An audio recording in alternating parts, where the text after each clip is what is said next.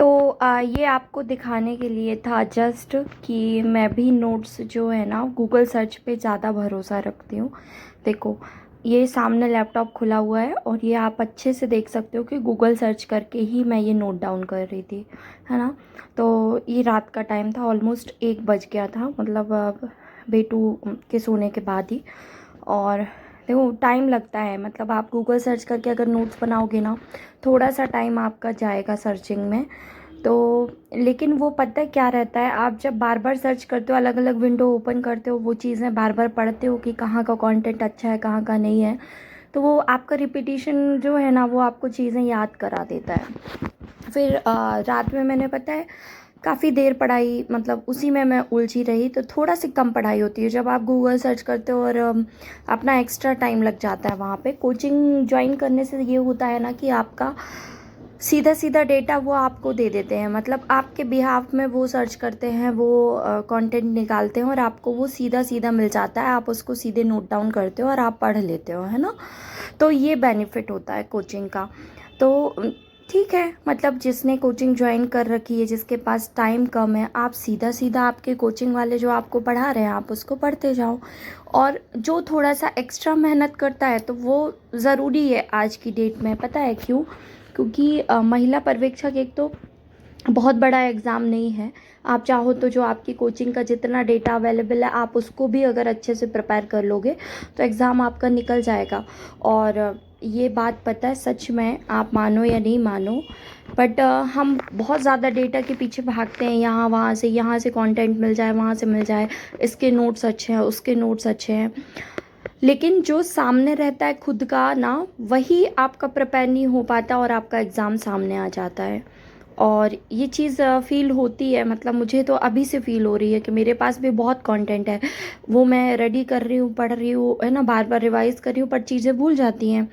तो बताने का मतलब ये था कि आप सिलेबस देखो, पीवाईक्यू देखो, अगर उसमें से कुछ टॉपिक ऐसे हैं जो आपकी कोचिंग में नहीं पढ़ाया गया, आप उसको गूगल सर्च करो, है ना। आप मतलब हर एक टॉपिक को ना करके देखो, कुछ डेटा तो आपको कोचिंग से मिल जाएगा, जो आपका रह गया हो, जैसे कुछ कुछ चीज़ें होती हैं जो रह जाती हैं, तो आप उसको बस सर्च करो और आप उसके नोट्स बनाओ और आप उसको फिर वहाँ से रेडी करो, है ना।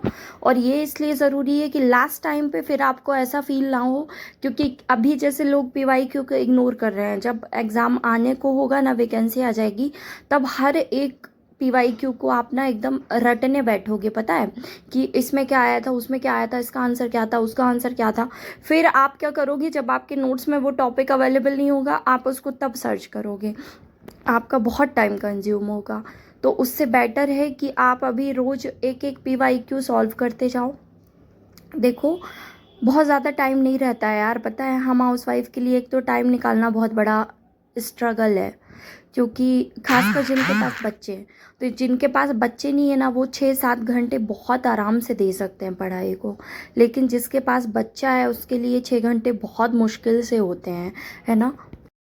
सच में, पता है, जिसके पास बच्चा है वो ये बहुत अच्छे से समझ सकता है कि आप, मतलब बहुत मुश्किल से 5-6 घंटे निकलते हैं यार। क्योंकि आप देखो, आपको रेस्ट भी, बॉडी तो रेस्ट मांगेगी, आप वो करोगे ही, है ना।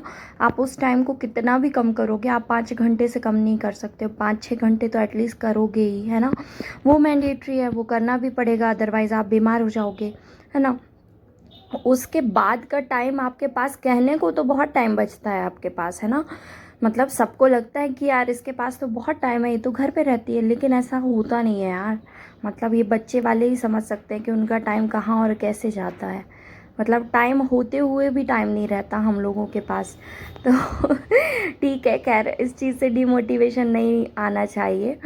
ये ऐसा कभी कभी मैं फ़ील करती हूँ, क्योंकि मेरे साथ भी होता है। कई बार मेरी 6-7 घंटे बहुत अच्छे से पढ़ाई हो जाती है और कई बार 2-3 घंटे बड़ी मुश्किल से होती है। मतलब वही रात वाली पढ़ाई फिर अच्छे से होती है, उसके अलावा नहीं हो पाती है। क्योंकि अब क्या करें, अब बच्चे के साथ कई बार चीज़ें अलग अलग हो जाती हैं ना। छोटे बच्चे बता भी नहीं पाते, उनको कोई तकलीफ़ है, कुछ है, उनका मूड चेंज होता है बार बार, उनका मन करता है कहीं कुछ करने का, कहीं कुछ करने का, तो वो मम्मा से ही वो करते हैं ज़्यादातर। ठीक है, चीज़ें मैनेज करके किसी तरीके से पढ़ते रहना चाहिए। मेन ये है कि आपकी कॉन्टिन्यूटी ब्रेक नहीं होना चाहिए। एक बार वो ब्रेक हुई ना तो वापस फिर बहुत टाइम लगता है फ्लो में आने में। तो कोशिश यही रहती है मेरी भी कि रोज़ कुछ ना कुछ ऐड होना चाहिए। और फ़िलहाल मैं मतलब 2 सब्जेक्ट लेके चल रही हूँ। एक तो सीडीपी मैंडेटरी पढ़ रही हूँ, और इसके अलावा या तो पोषण स्वास्थ्य या मैनेजमेंट। मतलब एक दिन मैनेजमेंट, एक दिन पोषण स्वास्थ्य। और मैथ्स बीच बीच में लगाती हूँ। मैथ्स जैसे आज मैंने मैथ्स लगाई, तो उसका टाइम फिक्स नहीं रहता कभी भी। जैसे दोपहर के टाइम पे मैंने लगभग 15-20 क्वेश्चन सॉल्व किए। ठीक है, मतलब एक एक करके ऐसे ही करती हूँ मैं, बहुत सारा नहीं। तो जैसे जब टाइम मिलता है एक एक टॉपिक उठा के कर लेती हूँ। उससे ये याद हो जाता है कि चलो मैंने जो पिछला पढ़ा था वो याद है कि नहीं, कॉन्सेप्ट आ रहा है उसका कि नहीं, भूल तो नहीं गई। तो बीच बीच में पढ़ते रहना चाहिए। हाँ, कंप्यूटर भी पढ़ना ज़रूरी है। कंप्यूटर मैं बहुत टाइम से नहीं पढ़ रही हूँ, तो अब सोच रही हूँ कि कंप्यूटर भी स्टार्ट करूँ, क्योंकि पढ़ना तो पड़ेगा ही। तो कंप्यूटर मैं स्टार्ट करूँगी। थोड़ा सा मेरा बचा हुआ है अभी, इसका बचा हुआ है, पता है, सीडीपी का।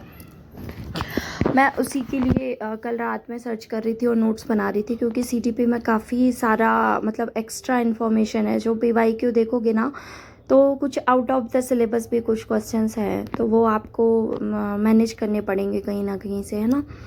तो ठीक है, आप कमेंट करके बताना कैसा क्या पढ़ रहे हो, क्या चल रहा है सब लोगों का। और वो लोग ज़रूर मैसेज करना जिन्होंने अब तक कोई कोचिंग ज्वाइन नहीं किया। मतलब ऐसा कोई है क्या जो देख रहा है, सुन रहा है